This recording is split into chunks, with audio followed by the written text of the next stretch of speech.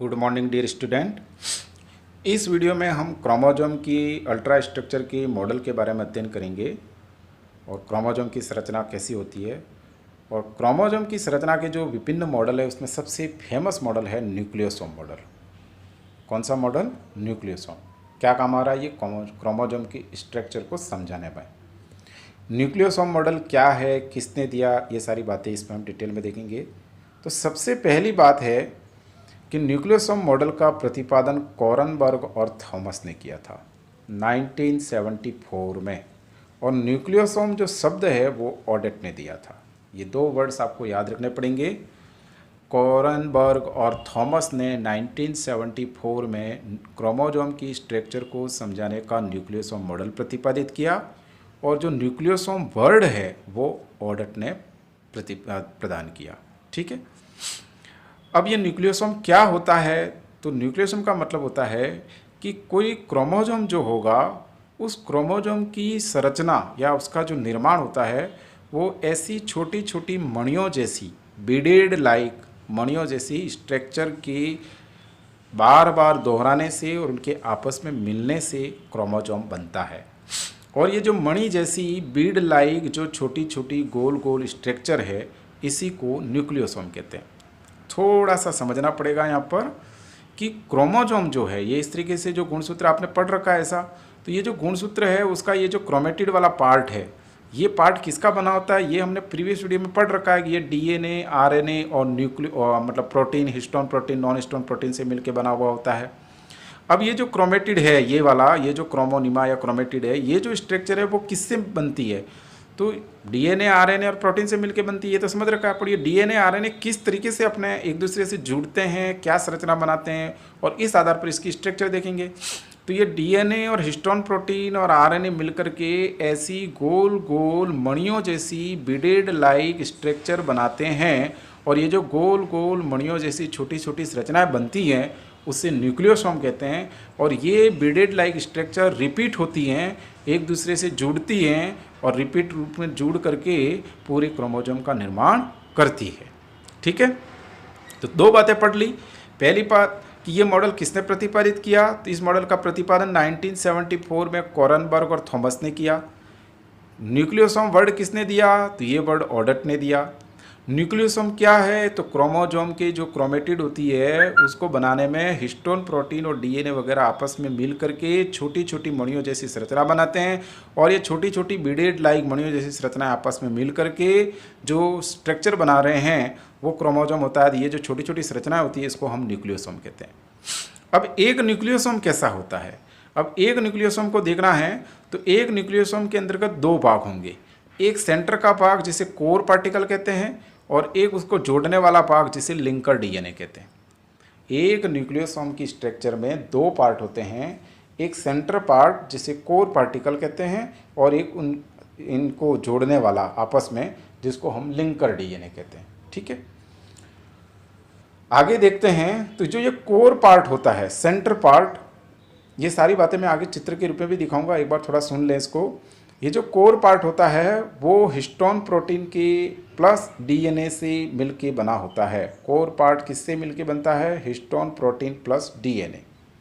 अब इसमें जो हिस्टोन प्रोटीन होंगे वो होंगे H2A, H2B, H2A, H2B, H3 और H4।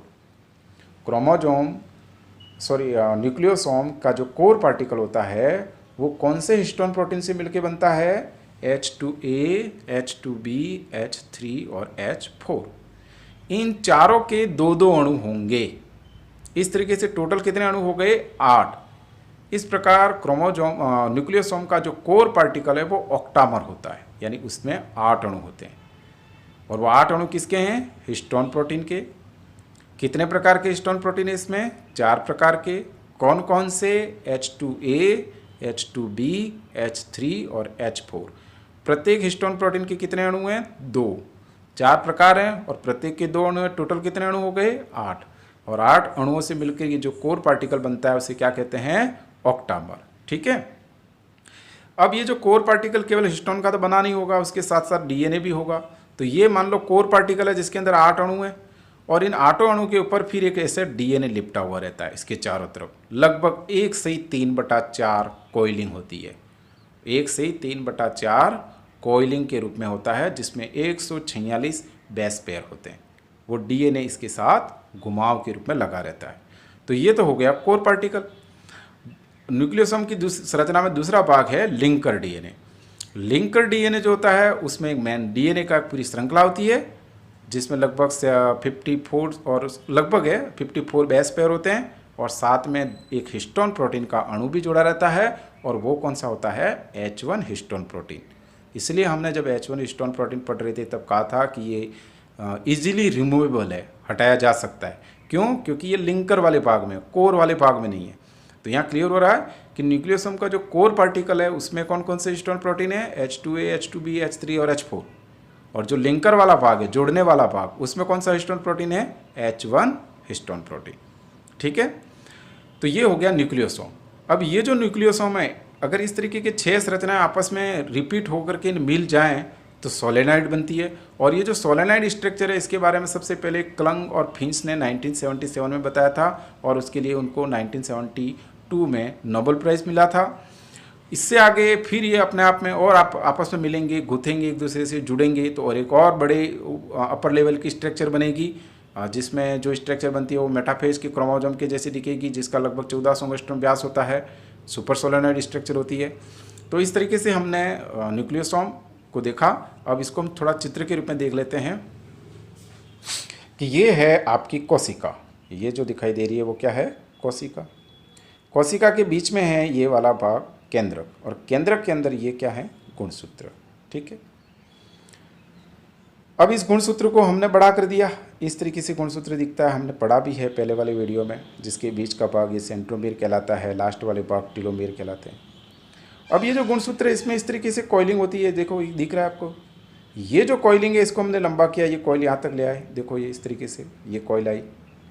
ये कॉइल किसकी बनी हुई है, तो ये कॉइल ऐसे छोटे छोटे दानों से बनी हुई है, दानों से ऐसे, जिस मणि लाइक संरचना दाने अभी मैंने बताया था, ये दाने दिख रहे हैं आपको। ठीक है, ये जो दाने हैं ये दाने हैं न्यूक्लियोसोम। यही दाने आपस में मिलेंगे, यही ग्रैन्यूल्स या मणि लाइक या बीड स्ट्रक्चर आपस में मिलेगी, और ये फिर एक श्रृंखला बनेगी, और यही श्रृंखला आपस में मिलकर के फिर इस तरीके से क्रोमोसोम बनाएगी। तो ये जो दाने हैं इसको क्या कहते हैं, न्यूक्लियोसोम। अब न्यूक्लियोसोम में कौन कौन से भाग है, 2 भाग हैं। बीच का भाग देखो आप, ये 4 बॉलें दिख रही है, ये हो गया इसका कोर पार्टिकल। और इसके चारों तरफ ये देखो ये डीएनए लिपटा हुआ है रस्सी जैसा। कितने लिपटे होते हैं इसके, 1 से 3/4। फिर ये डीएनए बाहर की तरफ जा रहा है, इसको लिंकर डीएनए कहते हैं। ये देखो ये बाहर की तरफ निकल रहा है, ये लिंकर डीएनए हो गया, जिसको मैंने लंबा कर दिया है। ठीक है, तो न्यूक्लियोसोम की संरचना में कितने भाग हो गए, 2। एक तो बीच का भाग कोर पार्टिकल, जिसके अंदर 4 बॉलों जैसी संरचना दिखाई दे रही है। टोटल कितनी होती है, 8 है ना। चारों के 2-2 भाग होते हैं, बताया था मैंने। 4 हिस्टोन प्रोटीन है। कौन कौन से हिस्टोन प्रोटीन है, H2A, H2B, H3 और H4। और इसके चारों तरफ ये इस तरीके से रस्सी जैसा लिपटा हुआ है, ये डीएनए है 1 से 3/4, प्लस ये निकला हुआ है वो लिंकर डीएनए। फिर यहाँ पर एक और न्यूक्लियोसोम होगा, फिर लिंकर डीएनए होगा, फिर एक और न्यूक्लियोसोम होगा, ऐसे रिपीटेशन होता रहेगा। और यही सारा रिपीटेशन होकर के ये वाली स्ट्रक्चर बनी है ना, ये समझ रहे आ रही है बात, कि ये जो है पूरा वो ऐसे मणियों जैसी, दाने जैसी स्ट्रक्चर से बना हुआ है। और ये जो दाने हैं, एक दाने के अंदर या एक मणि या एक न्यूक्लियोसोम, दाना मतलब न्यूक्लियोसोम, उसके अंदर ये 4 हिस्टोन प्रोटीन हो गई, चारों के 2-2 अणु हो गई, प्लस इसके चारों तरफ ऐसे डीएनए लिपटा हुआ है, प्लस ऐसे एक लिंकर डीएनए निकला हुआ है। और लिंकर डीएनए के साथ में कौन सा हिस्टोन प्रोटीन जुड़ा हुआ रहता है, एक हिस्टोन प्रोटीन यहाँ जुड़ा हुआ रहता है, जिसका नाम है H1 हिस्टोन प्रोटीन। फिर इसको और आगे अगर हम डिटेल में देखें, फिर इसमें डीएनए होगा, हिस्टोन प्रोटीन होगा, फिर डीएनए के अंदर न्यूक्लियोटाइड्स वगैरह होंगी, फिर इसमें पेंटोस शुगर, फास्फोरिक एसिड, नाइट्रोजनिक क्षारक ये होंगे। तो ये हो गया आपका न्यूक्लियोसोम मॉडल। That's all.